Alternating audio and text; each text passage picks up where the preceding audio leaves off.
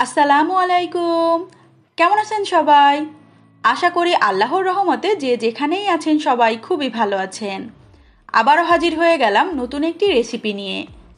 আজকে তৈরি করে দেখাবো ছোট ছোট বেলে মাছের হাতে মাখা চচ্চড়ির রেসিপি। আশা করি আমার আজকের এই ছোট মাছের চচ্চড়ি রেসিপিটা আপনাদের কাছে খুবই ভালো লাগবে। চলুন তাহলে দেখে নেই এর প্রস্তুত প্রণালী। চচ্চড়িটা সরাসরি যে প্যানে রান্না করব সেই প্যানটাই আমি এখানে নিয়ে নিয়েছি। তার মধ্যে নিয়ে নিচ্ছি পরিমাণ মতো বেলে মাছ।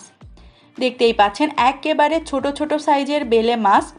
আমাদের এলাকায় এই বেলে মাছটাকে বলে থাকে নুন্দি বেলে। জানি না কার এলাকায় এই মাছটাকে কি নামে ডাকে বা আপনারা কে কি নামে এই মাছটাকে চিনে থাকেন।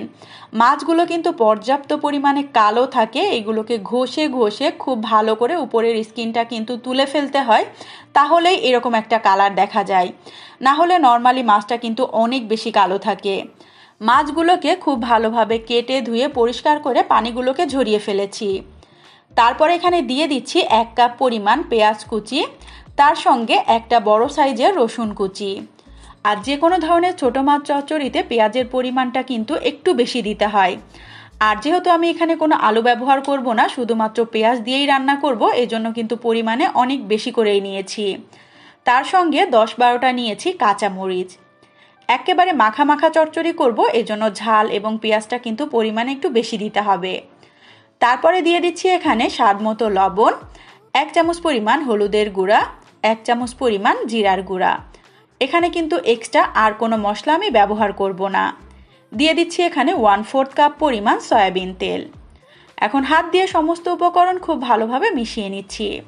প্রথমে পেঁয়াজগুলোকে হাত দিয়ে একটু ডলে ডলে খুব ভালো করে ছাড়িয়ে নিতে হবে। তারপর মাছের সঙ্গে 4 থেকে 5 মিনিট একটু এভাবে করে মাখাতে হবে। এতে করে কি হবে, পেঁয়াজের ভাঁজগুলো খুলে যাবে এবং পেঁয়াজটাও কিন্তু অনেক বেশি সফট হয়ে যাবে। দেখতেই পাচ্ছেন আমি খুব ভালো করে মাখিয়ে নিয়েছি। যারা চচ্চড়ির মধ্যে আলু খেতে পছন্দ করেন তারা কিন্তু এখানে একটা আলু কুচি করেও ব্যবহার করতে পারেন। আর পানিটা কিন্তু আমি 1/2 কাপের মতো ব্যবহার করেছি। দেখতেই পাচ্ছেন জাস্ট মাছগুলো একটু পানির মধ্যে ডুবে থাকলেই হয়ে যাবে। যেহেতু বেলে মাছটা কিন্তু রান্না হতে খুব বেশি সময় লাগবে না। আর বেশি পরিমাণে পানি দিলে মাছগুলোও কিন্তু ভেঙে যাবে। এখন প্যানটা ধরে সরাসরি চুলায় বসিয়ে ঢাকনাটা দিয়ে আমি জাস্ট 5 থেকে 6 মিনিটের মতো অপেক্ষা করব। 5 থেকে 6 মিনিট পর এখন জাস্ট আলতো হাতে একটু নাড়াচাড়া করে দিতে হবে। এই পর্যায়ে কিন্তু খুব বেশি নাড়াচাড়া করা যাবে না, এতে করে মাছগুলো ভেঙে যাবে। আমি কিন্তু জাস্ট এই একটা বারের মতোই একটু নেড়ে চেড়ে দিচ্ছি, এরপরে কিন্তু আর কোনোভাবেই নাড়াচাড়া করা যাবে না, তাহলে সম্পূর্ণ মাছগুলোই কিন্তু ভেঙে যাবে। আবারও ঢাকনাটা দিয়ে সম্পূর্ণ ঝোলের পানিটা শুকিয়ে যাওয়া পর্যন্ত অপেক্ষা করছি। আর জালটা আমি মিডিয়াম ফ্লেমে রেখেছিলাম, এতে করে মাছ এবং পেঁয়াজ সম্পূর্ণটাই কিন্তু খুব সুন্দরভাবে সেদ্ধ হয়ে গিয়েছে। আর নর্মালি আমার কাছে চচ্চড়িটা কিন্তু এরকম খেতেই বেশি ভালো লাগে, কোনো রকমের পানি থাকবে না, সম্পূর্ণ তেলটা এভাবে করে চারি সাইড দিয়ে ভেসে ভেসে উঠবে। আর আপনারা যদি ঝোল ঝোল চচ্চড়ি খেতে পছন্দ করেন তাহলে সামান্য একটু ভেজা ভেজা অর্থাৎ হালকা হালকা একটু ঝোল ঝোল অবস্থায় নামিয়ে নিতে পারেন। আর যারা ধনিয়া পাতাটা পছন্দ করেন তারা কিন্তু অবশ্যই চচ্চড়িতে ধনিয়া পাতাটাও ব্যবহার করবেন। এখন চুলাটাকে অফ করে ঢাকনাটা দিয়ে আমি জাস্ট 2 থেকে 3 মিনিটের মতো একটু রেস্টে রাখবো। 2 থেকে 3 মিনিট পর আমি গরম গরম থাকা অবস্থায় আপনাদেরকে চচ্চড়িটা একটু সার্ভ করে দেখাচ্ছি। দেখুন আপনাদেরকে একটু কাছ থেকে তুলে দেখাচ্ছি, এর মধ্যে কিন্তু এক্সট্রা কোনোই পানি নেই, জাস্ট সম্পূর্ণ তেলটাই কিন্তু উপরে ভেসে উঠেছে। আর নিচে লেগে লেগে যে পোড়া পোড়া একটা ভাব আসে, ওইটা দিয়েই কিন্তু ভাত মাখিয়ে খেতে বেশি ভালো লাগে।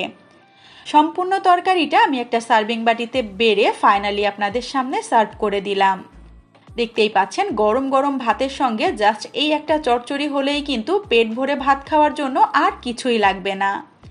তৈরি হয়ে গেল খুবই সহজ রেসিপিতে মজাদার একটা হাতে মাখা ছোট বেলে মাছের চচ্চড়ির রেসিপি। আশা করি আমার আজকের এই ছোট মাছের রেসিপিটা আপনাদের কাছে খুবই ভালো লেগেছে। রেসিপিটা যদি সত্যিই ভালো লেগে থাকে চ্যানেলটাকে সাবস্ক্রাইব করে চ্যানেলের সাথেই থাকবেন। রেসিপিতে লাইক অ্যান্ড কমেন্ট করবেন, বেশি বেশি করে শেয়ার করবেন। ধন্যবাদ। আল্লাহ হাফেজ সবাইকে। আসসালামু আলাইকুম।